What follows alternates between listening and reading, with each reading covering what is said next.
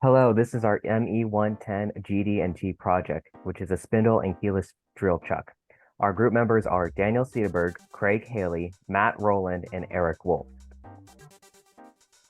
The drill that we are analyzing is the Makita 6222D drill released in the early 90s.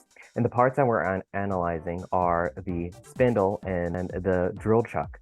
The spindle labeled number 1 mates with the chuck labeled number 2 by spinning into a hole in the back of the chuck.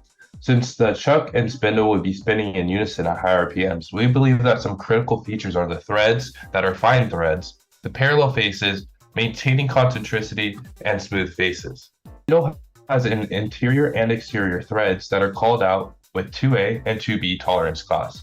This class specifies allowable variations in dimensions of the thread, such as diameter, pitch, and angle. There are 3 classes of external threads, 1 through 3A, and internal threads 1 through 3B. Class 2 are the typical fit choice of commercial products, where machine screws of high quality and performance are required.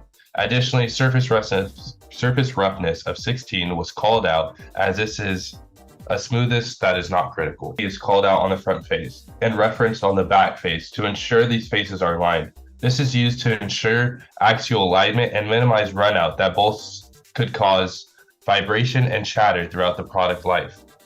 And a concentricity callout of 0.05 millimeters specifies the maximal allowable deviation from the datum B, which is the true center of the spindle. This is used to control the alignment of rotation, and this is important as it ensures that misalignment won't occur, as that would lead to vibration, noise, and wear. Next up is the tolerancing of the keyless drill chuck. As mentioned previously, the spindle's threads will screw in from the bottom side of the chuck piece, as shown on the bottom left side of the picture. This leads us into our callouts. Here we have the drawing for the keyless drill chuck, and all major dimensions with their respective tolerances. For the callouts, the keyless drill chuck mainly relies on the flatness of the top and bottom datums, as well as the circularity of the inner holes. The flatness of the outer datums is important for the chuck to be flush against the other pieces attached, as well as for the spindle to fit in properly. For the top view, the circularity of the chuck is important to keep the drill bit secure and tight inside the chuck, otherwise there could be issues keeping it set in place when running. The bottom view has the previously mentioned threaded hole meant for the spindle, which has an important tolerancing necessary for the fluid spinning mechanism of the spindle and chuck working together.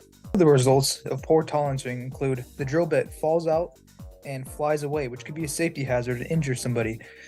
Wear and tear is another one, and friction can cause heat generation, and if it's undersized, parts could hit instead of having a proper mating face to press up against. It could also be difficult to assemble. Scrapped parts, it can be a result of this, and it could increase production costs. A lack of precision, which could compromise the stability and performance. And some parts may be too loose and won't spin properly, which could cause misalignment. Insufficient tolerancing in a hand drill components can lead to several issues, including safety risks, accelerated wear, assembly complexities, heightened production costs, and it can compromise precision. The use of GD&T allows us to effectively communicate design intent, which allows ease of assembly and manufacturing. Using this emphasizes how crucial the role of tolerancing is in guaranteeing the reliability, safety, and optimal performance of the hand drill.